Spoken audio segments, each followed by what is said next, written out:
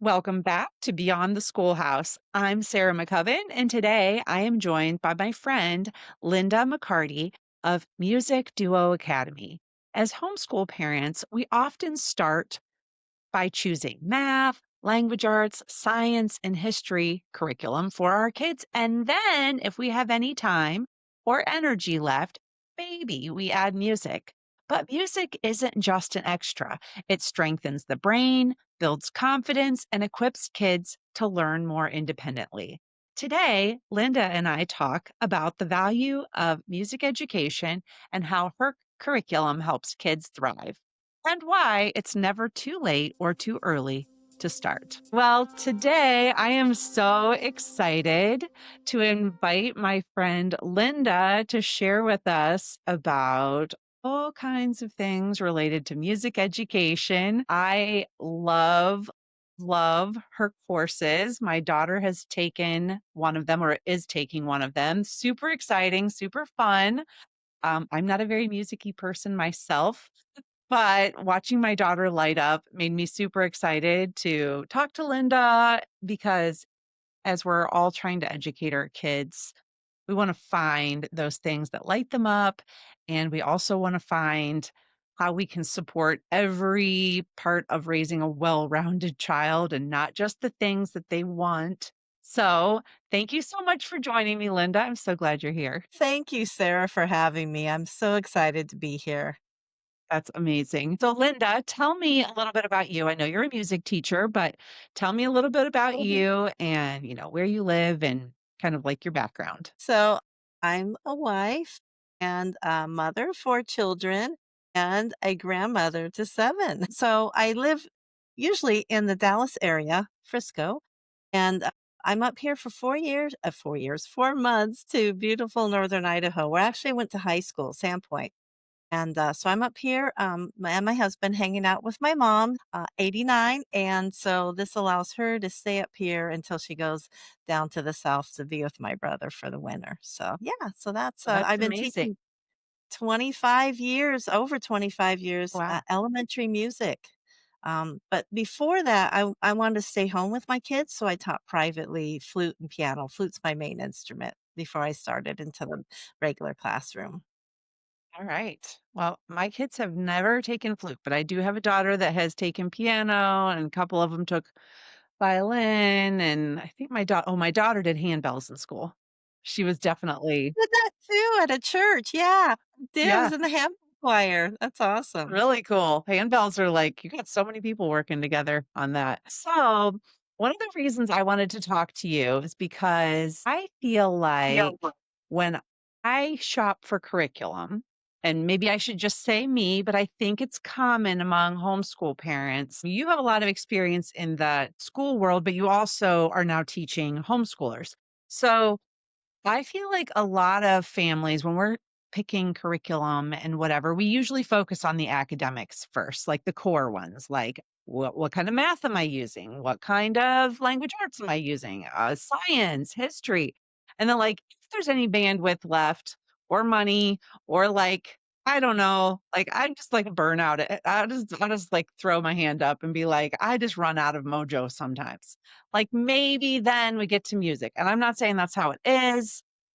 I'm just saying like that's a common pattern where we like focus on the core subjects first. So anyway, I as I am not a super musicy person and I'm realizing that I have created gaps for my kids. I would love to know your perspective on like what's the value of music besides the obvious, like learning the notes and whatever? Like, what does it bring to a child's education? Like, why should it be like valued so highly that we're like giving this a big priority?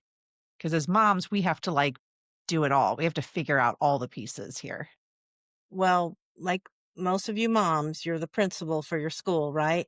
And I will say you are not alone because even in the schools, music is or the arts is the first to be cut and the last to be brought in. So, you're not alone.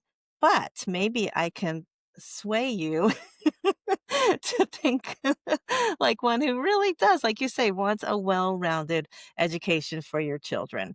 But there's a lot of studies. There's one article that I think I run across that seems to really have a lot of studies listed, and it goes into it speaks well of it, and it's PBS Kids. And the article is called "The Benefits of Music Education," and I just pulled it up online. There's several. I'm not going to go over it, but I'm just go over a couple of them.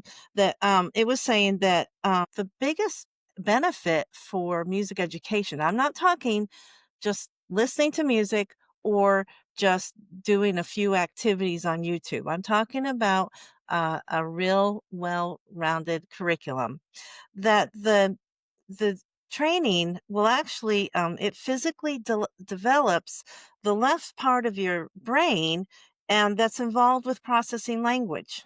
And so um and so that the language part, and I'll talk about how as a teacher I see that as well. But there's another one that found actual changes in brain images of children after 15 months of music. This actually music instruction and practice, and it gave them improved sound discrimination and helped their fine motor tasks.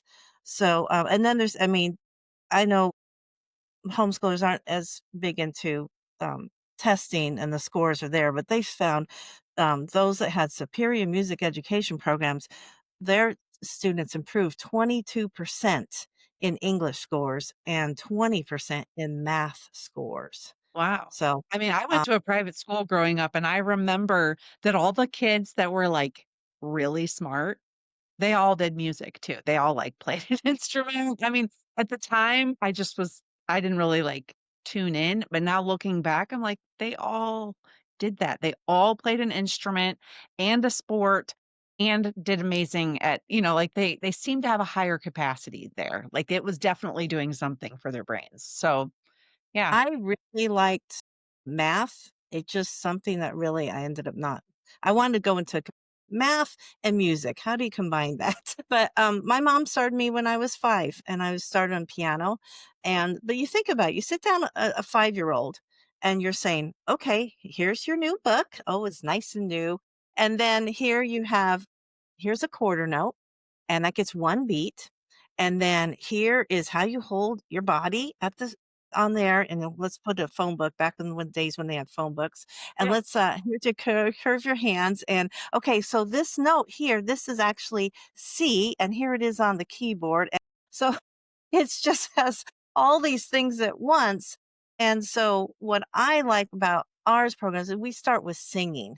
And so when you do it that way, you're firing all those things, all the benefits of music education, but you're doing it through singing, and you're then padding the beat. So then after weeks of showing the beat, then you defined it. And then after that, you go, let's clap with the words. And oh, this is the rhythm. It goes with the words. And then you turn it into real notes and stuff. And then the same thing for high and low. And then we turn it into so and me. And then we put those circles, the so and me, just on one over, the so's up on high above the line and the me's below. Yeah. So simple, and then once they get all these, and it gets builds, and of course, 5-line staff, and now they're actually reading notation. And then when they get to old enough that's like, oh, I want to play the piano, or I want to play the violin, they can focus on learning to play that instrument because everything else is in place. Right. Yes. Like it's like they've developed it's kind of like you've reversed it. You're like developing the like intuition around music first and Right. then defining it. It's kind of like teaching a kid to read first. You let them enjoy reading. You don't start off with a baby by like pulling out the phonics cards and like making them like drill the letter A makes this sound and the letter B makes you don't do that. You like let people enjoy it You first, kind read, of develop the intuition around it before defining it, which that's kind of interesting. I've never like that's really awesome. mom, reach out to me a few months ago, and they have 2 children taking our courses, but she noticed her son, he's taking the pre-apprentice 2, which is like first, second grade course. and he was taking piano lessons at the same time, and he said or she said, "Oh my gosh, now he's actually starting to read the notes when he's playing the piano, whereas before he was guessing."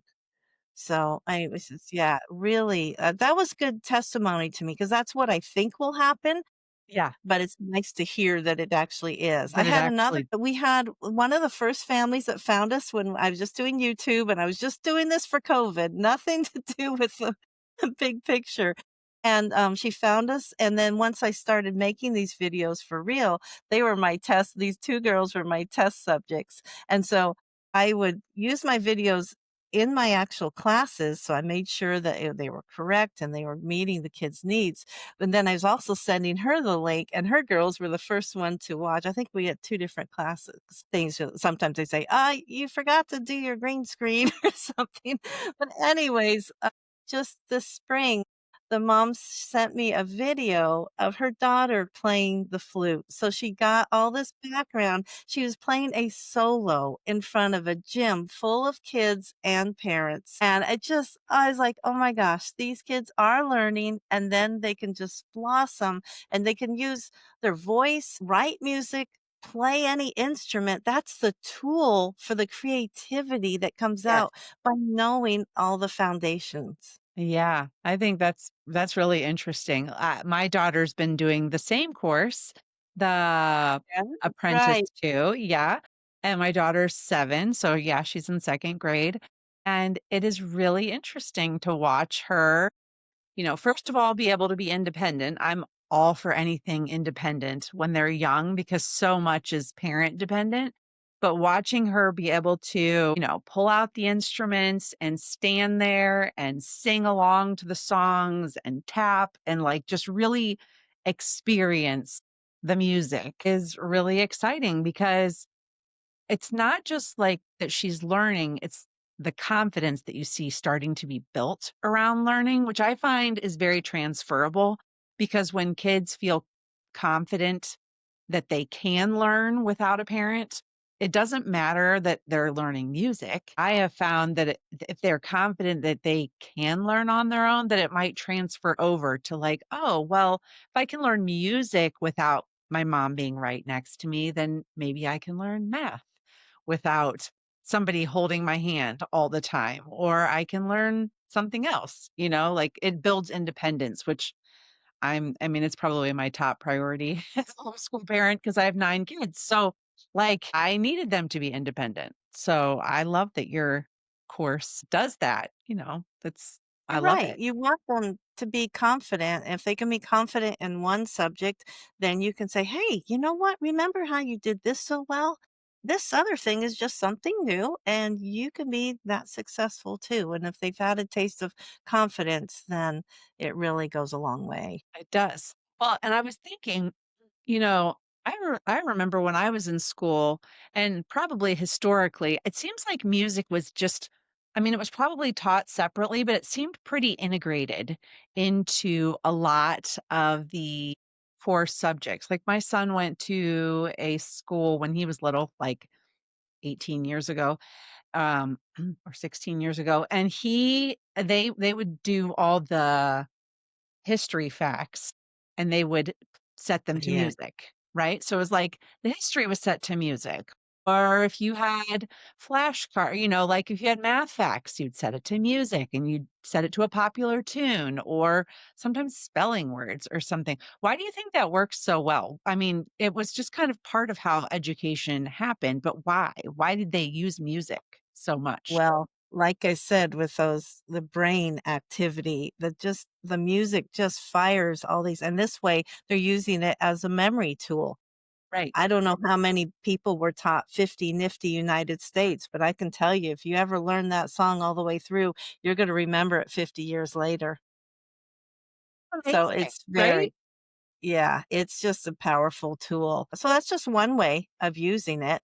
I mean, just listening to music, you might be in a blah mood, and then you hear some upbeat music, and all of a sudden you're like so excited, and then you hear something really sad, and then you're like almost crying. So it's just so powerful to be used in so many ways. Yours, just doing it as memory. I mean, I think in our Maestro 1 course, I use the song Great Big House in New Orleans, and I in the middle of it, I use math facts as the B sections, but I say it rhythmically.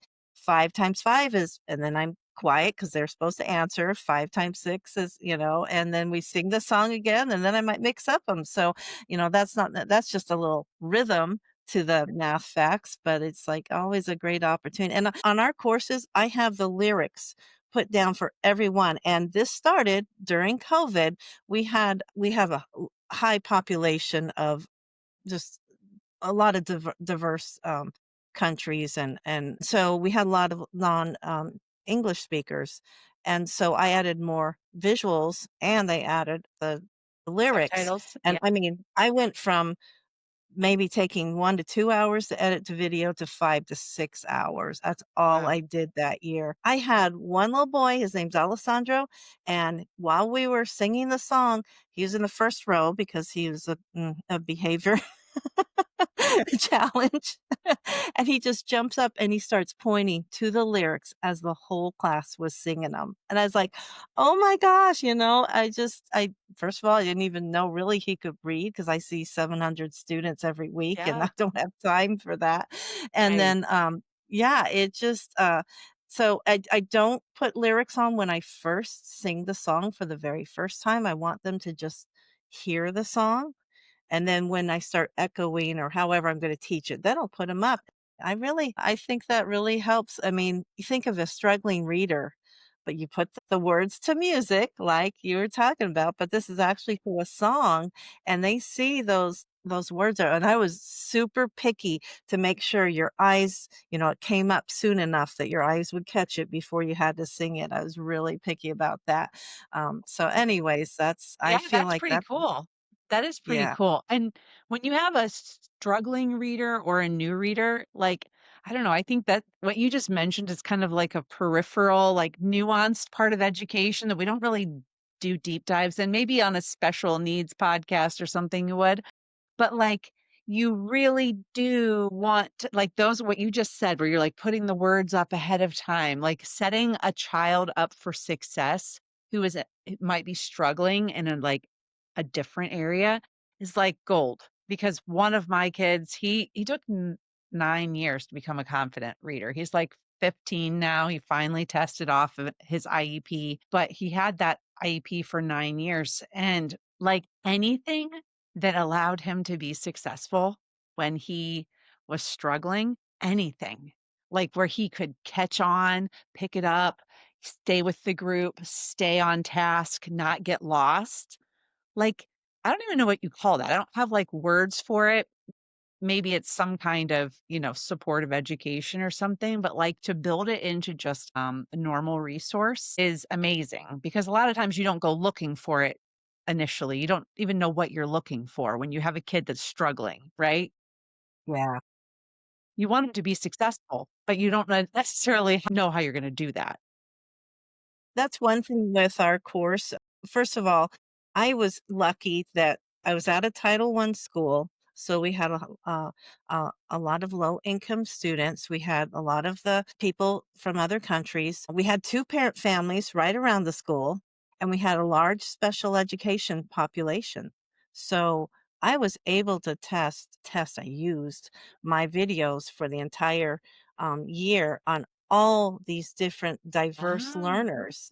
yeah. Because, okay, so when I'm teaching high and low, we're actually, or even when we get to the solfege, I do something called the body ladder. And so we're using that kinesthetic movement Mhm. that kids need, but they're also seeing it on the screen Right. and they're hearing it Hearing it. and they're Yeah. hearing others. And so I tried to put everything in there so that they're moving. They're not just sitting there watching the video. That is the last thing I want them to do. They have to sit there while I maybe explain something. Like I said, kindergartners, 30 in a class. you know, Innocent it well. had to be active. Yeah. They would have eaten me alive. Here's a question. You probably talk to parents. Well, I'm sure you do. I'm sure you talk to parents who about music, and you probably hear common problems or resistance or struggles around this topic. Like, what are some of the common things that people will say about music, why they add it, why they don't, like problems they're trying to solve? I don't know, something that's like top of mind for you. I think music is the one subject that aren't if you're not reading music or maybe you play by ear, but at least you have some sense of it, how do you teach it? I mean, and I'm gonna be perfectly honest with you right now. I I had an okay music education, college education. I could have been better, I think. And so there were probably 15 years that I would end the year and go, "You know what? I still feel like I need to teach them better, more efficiently." Because honestly, I only got them once a week. My last school, I was lucky, we got them twice a week, but I only got them once a week, and let's hope they weren't on a Monday, because then they missed, 5 other days too. And so it wasn't till my last set of training, Kodai is what it's called, and that finally taught me how to pick a song, to be able to choose or to be able to present a concept, how to prepare it, how to actually present it, and how to practice it so it doesn't just and so I'm just saying myself, who had a master's in music education, was feeling that way. I can imagine a parent who's like, maybe you did a little bit of singing in choir, or maybe you play had a few piano lessons or whatever. I mean, I would feel totally lost at all. I don't even know where to start.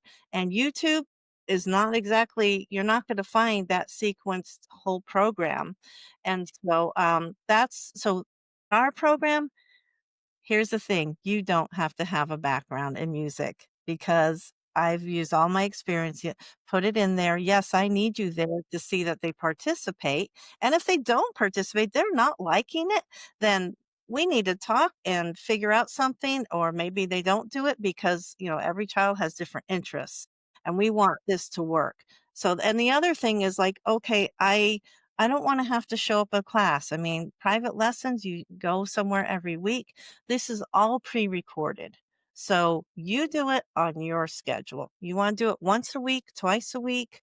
Um, I mean, you could do it twice a month, but I don't think you'd get as much benefit. It's kind of like learning a new language. It is a new language. Are they going to get much out of it twice a month?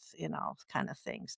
So those are the biggest objections because I talk to parents when I go to conventions, talk to our current subscribers and stuff like that. So Yeah. Well, it is interesting you mentioned the sequence because, like, I don't have a background in music, but, I learned how to do math. So I know that first you learn addition, then you learn subtraction, then you learn multiplication, and then division, and then you kind of go on up. And somewhere in there, you learn about money and clocks and things like that, right? Like, there is a sequence that's like, you can learn things in slightly different orders, but there is right, kind of a sequence of things that you need to learn to build on it. Like, you can't do calculus if you didn't learn how to do addition. There oh, is a sequence. And I think those of us without any kind of music background, like, we don't know that. Well, we don't even realize there is a sequence, probably. Like, maybe some people right, do realize, or you might know part of the sequence, like you need to learn certain notes. I'm really ignorant here. Like, I do know that you need to learn certain notes, and there's short ones and long ones and half notes and things like that. But, like, as right, far as the whole progression, like the whole sequence, most of us are very ignorant about that. So I think it's hard to get excited about offering something to your children when you don't realize, like, that it even exists. You know what I mean? I mean, somebody that knows it and loves it can get excited about it because they see the whole thing. And right. yeah, Yeah. I mean, like I said, I started when I was 5. I did fine on piano. Okay. I took it for several years and then I quit and then I came back to it. But, the private lessons, you've got somebody right there. Hopefully, you have a good teacher. That goes for any subject, right? Any sport or anything. But it just but they are expensive, and you have to take them there. And there's a daily practice. I love our way because honestly, you just need to take that one lesson. If you're doing it once a week, that's all you really need to do because I pick up where we left off the very next lesson. Now, do I love it when I hear somebody was telling me just a couple weeks ago that the child had just learned, she didn't say the same. She goes, they were in the kitchen the next morning singing about some mouse. I was like, oh, it was Mouse Mousy. I know exactly which song That's you're fun. singing. So, yes, singing is encouraged. Yeah. So, okay. So, if somebody's like listening to this and they're like, "Oh, I really wish I should add music education. I should add it to my kids' education." Like when do you usually start? Ideally, when does somebody start? What So, I age? mean, honestly, I would hope a mom is singing to her baby, Yeah. but not everybody is Yeah. either has a good voice. It doesn't have to be a good voice, a regular voice, a normal voice, or they don't feel comfortable, and I get that. But definitely, you can play, those nursery rhymes and stuff, and even speak nursery rhymes. But our courses start because of what I taught, and that was kindergarten. So ours are now I will say I've had a couple families this year buy the course for their 4-year-old. So I'm like, let me know how that goes. Every Yeah. child's different, different levels. So I'm not gonna say no, you Yeah. Right. will Right. be But fine. kids And are, then they're yeah, interested. Let them do it if they're really interested. exactly. Exactly. So that's I think for sure that's a great time to start them. But you know what? I have a 10-year-old that just started and we have 2 courses that were built for a little bit older kids. Okay. Second graders start at pre-apprentice 2. It's almost the same as apprentice 2. It's just that the first 6 lessons, I'm starting them from scratch. I'm teaching them what beat and rhythm and high and low is, which they would have learned in apprentice 1. And then pre-maestro 1 is for those 4th and 5th graders brand new to music. No, please don't start them in apprentice 1. I'm talking to 5 and 6-year-olds in that one. They're gonna go, "This is very babyish," and they would be right. So I Yeah. have a pre-maestro 1 that family is just, finishing up, and actually she just wrote me today. She said, "We love this course. It is so fun and also the perfect amount of theory." Oh, that's perfect. Now, those first 7 lessons are different than Maestro 1, and they're accelerated because look, how much did I have to catch them up on? But they're older. They're 4th and 5th, 9 to 11-year-olds.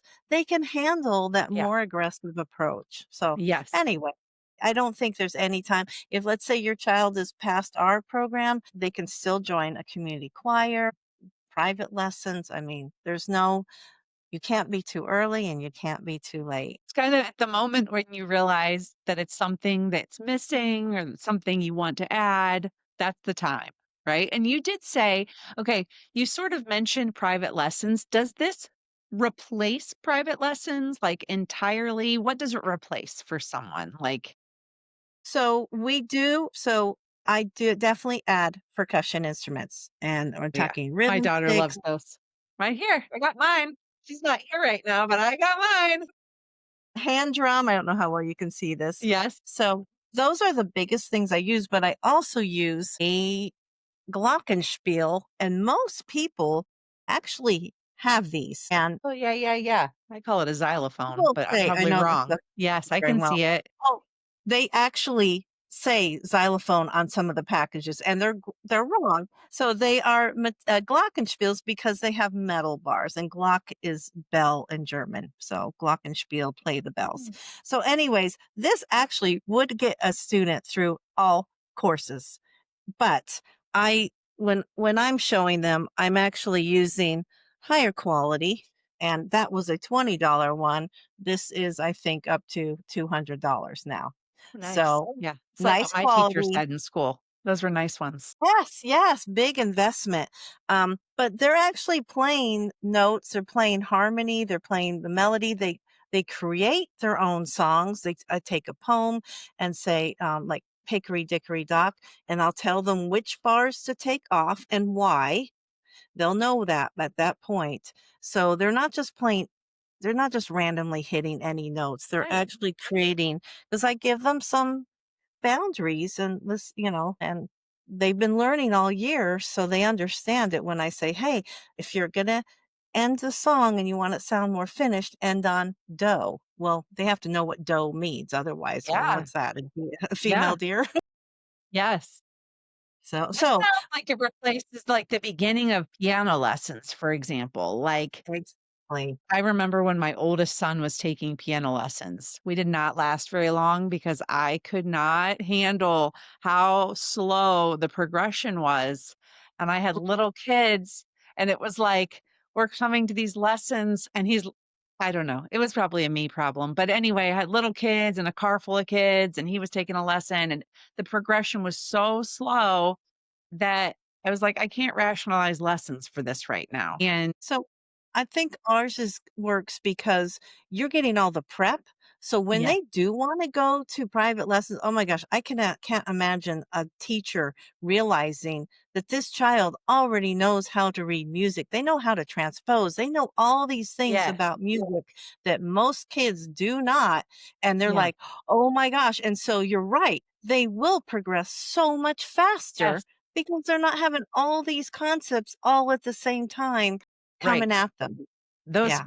foundational concepts are like part of their working memory already. They already know. So now, if piano lessons or whatever, they just need to go like learn finger position, but they already understand notes. They already understand the theory. And I can totally, I'm like taking this idea back to my younger self, like, oh, this is what you needed. Well, that's why I Yes. was telling you about the one boy who's taken the pre-apprentice too, and he's taking piano lessons at the same time. Yeah.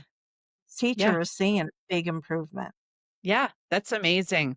All right. Well, Linda, this has been amazing. If somebody wants to find out more about Music Duo Academy, learn about your courses, learn about how they can actually start their kids' music lessons at home and not have to drag them all over the place with a carload of other kids like me.